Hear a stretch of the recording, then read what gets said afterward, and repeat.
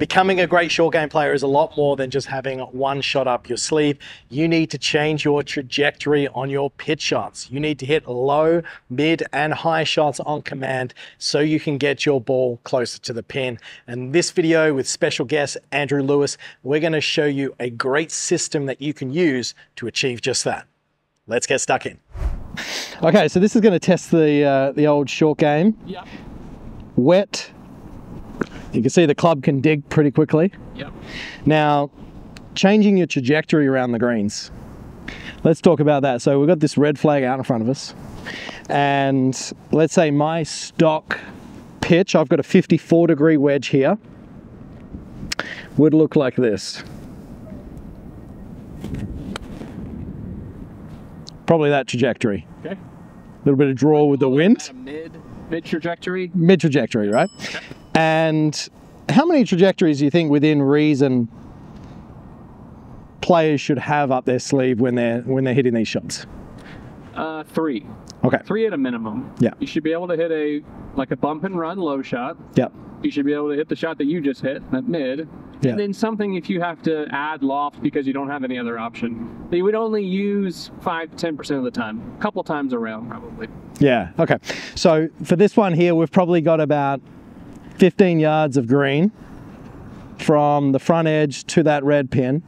And within reason, we're looking for the widest margin for error, right? So sure. We want to ensure that even if we hit it not perfect, we're still going to be up there somewhere. So for example, what would you say to a player that was standing here and they hit, for me, that mid-trajectory shot? What would you then run them through the process of, okay, let's experiment. Let's go low, let's go high. Based on this shot, this is what we should be looking for. So your trajectory is going to match your landing window. And I say the term window versus landing spot because as we get further and further away from the green, the likelihood that we hit it on a spot, it goes way down. So a window needs to be a 2 to 3 yard window at a minimum. The better someone's skill, they can land it closer. But for the average player, they might need 5 or 6 yards. So if I was looking at this shot where you have about a 15-yard rollout from the front to the flag, I would want them to land in the middle. Yeah. Which would give them, if they did land it short, they're okay. And if they happen to carry it too far, the ball's going to spin more. It probably went higher. It will stop. So if they're landing in the middle, middle, you're probably hitting a mid shot. You can't hit a low shot that's going to go there. Yeah. So your landing spot or landing window generally is going to tell you what trajectory you should be matching. If, let's say that you didn't want to land on the front though. Yeah. Well, if you're going to land on the front, then you're going to have to hit it lower. Yeah. Because you need the rollout. Not that I would ever advocate for it, but if you wanted to land it by the flag, you'd have to hit it high. Yeah. So it's pretty easy to decide if you choose your landing window, it should correlate with your trajectory. Yeah, absolutely. And this kind of then echoes throughout all parts of the game. It's like, let's say you're hitting into this green with a 4-iron, you've got a much flatter trajectory and the landing angle is going to be not as steep and it's going to roll out more versus a wedge that comes in high and stops pretty quickly. And this shot, based on what we talked about there, that sort of like mid-flight that I was kind of hitting as a stock, that kind of gives us a bit of room for error long and short, right? But if I'm going to come in hot and try and skip one up there, now we don't know how that, you're lucky, we don't know how that's going to react because it's not a consistent surface for me to land that golf ball on. And if a lot of things could have happened there, didn't strike that perfect. It'd go a long way. It could either be here or way over the back of the green. Yeah, but if someone only has a hammer, then everything looks like a nail. So if you can only hit it low and you can only use your pitching wedge, then you're going to have to hit that shot. Yeah. Which then actually is a harder shot because of what you're talking about, the predictability of how's the ball going to react. Is that wet? How steep is that? Yeah. Is it going to bounce? How far is it going to roll? It's much, much harder to control something like that, honestly. Yeah. So then let's say we want to change our trajectory. So my mid-stock trajectory is about this height. It's probably a little bit higher on that one. A little higher. So how would we change that? Let's start with static change, so things that address. Okay. The lowest hanging fruits for that are going to be ball position, and then where is your mass relative to that. So if you were trying to hit it lower, obviously you're going to move the ball more towards your trail foot. There is total freedom to move that as far back or to the middle of your stance as you want. As you do that, even though you're not moving the handle on purpose, it is creating more shaft lean. Your nose is moving more in front to where likely it would not be fat. You would, if anything, you would thin this one. It's going to come out really low because you're just taking off so much loft. Yeah.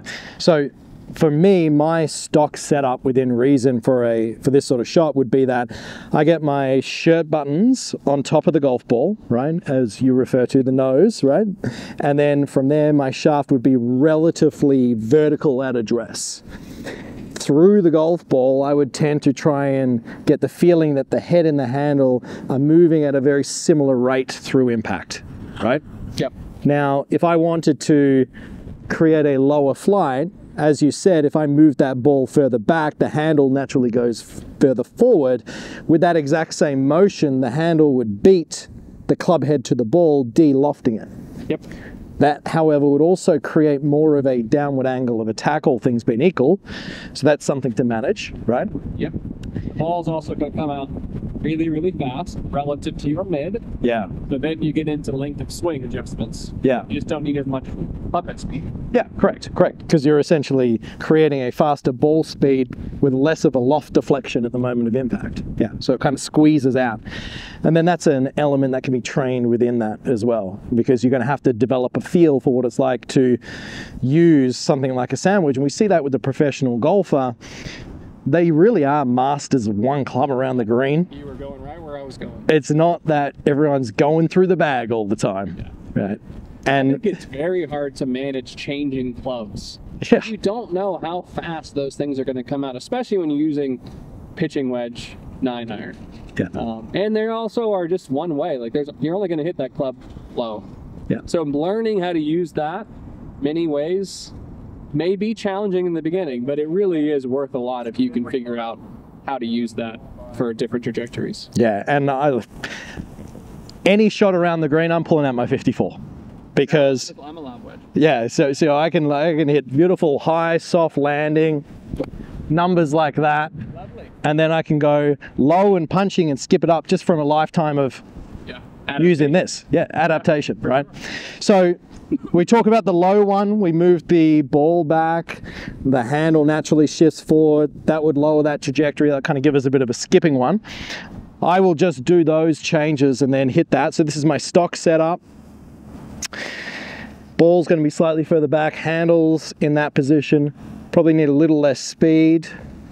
Nice. You can see that kind of jumped up, and that's a perfect example of why that's probably not the best shot here. Like, I feel like your spot by a couple yards. Yeah, and I feel like I probably hit that post impact. I thought to myself, that's going to be close. Yeah.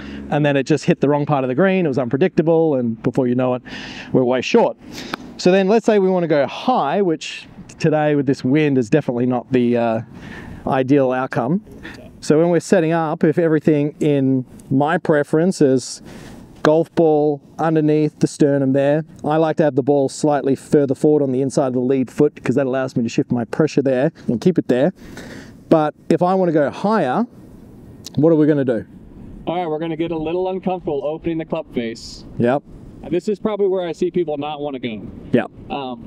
That's really one of the only, I would widen the feet a little bit just to be able to lower the shaft just a smidge. Other than that, I think that's enough besides adding the arm swing. Yep. And the length of swing. If you do that basic setup adjustment, if you do a big enough swing, it's going to go high. That club has a lot of loft right now. Yeah.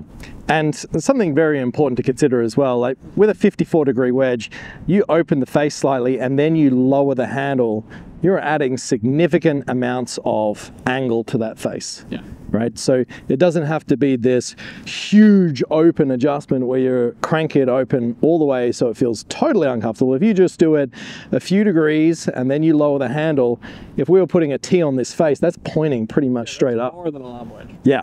And then from there, that last adjustment, which you were saying, is talking about the swing and the movement of that.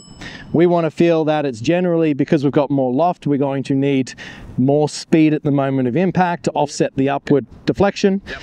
And I would tend to, if I'm trying to hit a high shot, I would tend to feel that the head is passing the handle through impact a little bit more, so the club head finishes above my own. Yeah. Just kind I of would totally agree. anything you'd add to that. I would just add that a player should be thinking like shoulder to shoulder. Shoulder to shoulder. Shoulder to shoulder, right to left. If you can, yes, adding club head passing is good. A lot of people try that and it just have a really hard time controlling the bottom. Yeah. As a starting point, just get comfortable doing a big swing. Yeah. And then, if you do well with that, then adding the feeling of the club head passing, in my mind, would be secondary. Okay. Just because the big swing should produce a lot of loft. Yeah. Now, for the ultimate height, the flop shot, you definitely have to have some club head passing. Yeah, perfect. And I think it is a great reference for when you are hitting a high shot, no matter even if it's let's say a pitching wedge over something or vice versa, is that you don't want to try and get all the height from going a normal or a shorter backswing and then trying to create it, because your body's going to overcompensate, and then before you know it, your low point's going to be affected. Use this golf club and create potential for that in the backswing, right? Because with this length of arc back here, now it's got a lot more time for that all to naturally happen without you trying to force it. And I would say that you need speed. Yeah. You have to have speed. You have to have speed, yeah. And I would say that one of the biggest faults when I see players trying to hit a high shot, they'll go too short a back and then they try and get it up. Like I got lucky on that one, but It still didn't go that high. it was very close to being knifed over the back. Yeah, you're just good. Got lucky. So we're going to go real long on the way back. I'm going to lower the handle, face open. Very nice. I think you made it. We can see high and soft. Mate, Fun off the Bermuda. 3 different trajectories. Certainly not going to go the low one. I feel nice and confident with the mid. That's great stuff. Okay, Good cool. job.